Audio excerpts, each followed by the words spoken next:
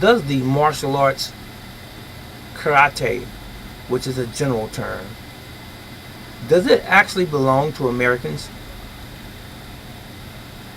This can be the topic of a very controversial issue. In all actuality, we all should understand that it did not originate in America. Karate is indigenous to Okinawa and Japan, per se. So it belongs there in terms of its roots. All we have done as Americans, and not just Americans, but people all over the world, is copied.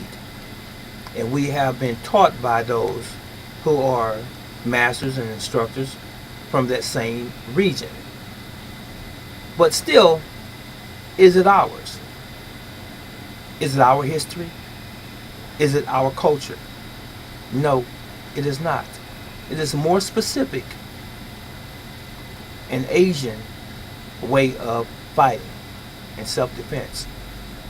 It's the same as what we call Kung Fu and Tai Chi and Bagua and Xing Yi and Hung Gar and Wing Chun. All of those are Chinese martial arts. They didn't come from America.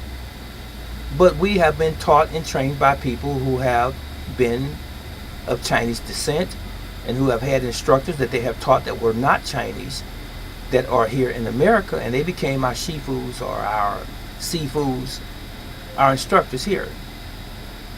But Chinese martial arts still did not originate here in America, nor did Korean martial arts, such as Rangdo or Taekwondo or Taekwondo or Kuksowan and Hapkido. They did not originate here either.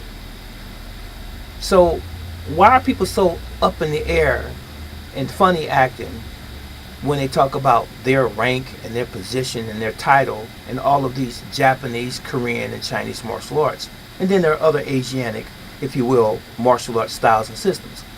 Why are Americans so stuffy around the collar when you start talking about their progress in these arts? They don't really belong to us in the first place. They never have. This is just a documentary, if you will, however brief it is, without any picturesque photos in the back, without any music. This is just something to get you to think, because sometimes we can become too defensive of something that's not even ours in the first place. Now, myself personally, I have studied Chinese, Japanese, and Korean arts, and then some. I borrow and have borrowed over my martial arts career from everything that works. I'm not the only one. I've been ranked in all of those systems, by the way. I am a grandmaster. However, I don't subscribe to any one particular art that comes from any one particular place, because I don't want to be pigeonholed. I don't want to be in a box where someone says, well, you are this, or you are that, and that's all that you are. Or you're not throwing that kick correctly, that magiri, or that mawashi, Japanese. Or you're not throwing that doyachagi, Korean, round kick correctly. Why are we so uptight about something that's not even ours in the first place? What is our culture in America? Where do we fit in when we can say that this is uniquely me and uniquely mine? And stop carrying on the traditions and the cultures of other countries. Why do we do this? Have you ever thought about this seriously? Many people don't even want to address it, because why? They have too much at stake. They have been in this thing for 20, 30, 40 years, and they have obtained rank and a following. They don't want to come down from their high horse and say, well, you know what? I am keeping alive someone else's traditions, someone else's culture that's not even my own. What about black culture? What about German culture? What about Irish culture? Why are we keeping an Asiatic culture alive and we're not even Asian? Martial arts actually originated in Africa. That's the motherland. That's the birth of civilization. All civilization came through Africa first, and then they disseminated throughout the world, and all of these other continents and countries formed. But it all began in Africa. So if you are German, if you are Irish, if you are African, why are you so adamant about keeping someone else's culture alive instead of your own? You know, we have many martial arts masters, past and present, that have created their own systems of martial arts, not necessarily based on one specific culture's viewpoint or dogma. Bruce Lee was one of them. Jeet Kune Do, he was a Chinese man.